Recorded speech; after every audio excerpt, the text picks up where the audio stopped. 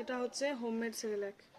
এখানে তোমার চাল আছে, মসুর ডাল, মুগ ডাল, তারপরে দেশি বাদাম, কাজু বাদাম, আমন্ড বাদাম, পেস্তা, তারপরে মাখানা, সাদা চিড়ে আর ওটস, এতগুলো দিয়ে বানিয়েছি।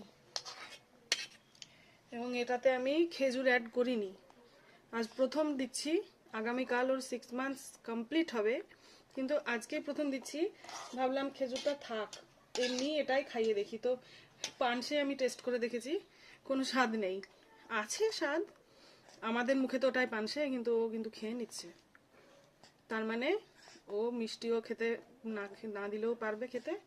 লবণ ছাড়াও খিচুড়ি, কালকে লবণ ছাড়া খিচুড়ি, মানে খিচুড়ি বানাতে বলেছে ডাক্তারে, খিচুড়ি খাওয়াতে বলেছে, লবণ না দিয়ে, দেওয়া যাবে না।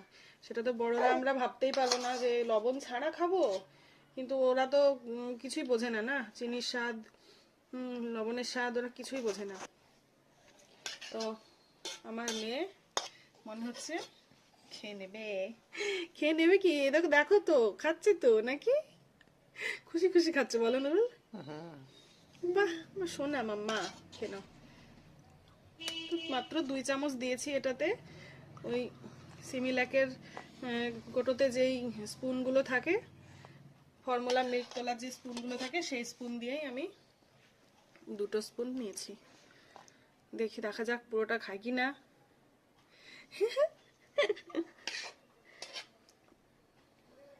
Good girl.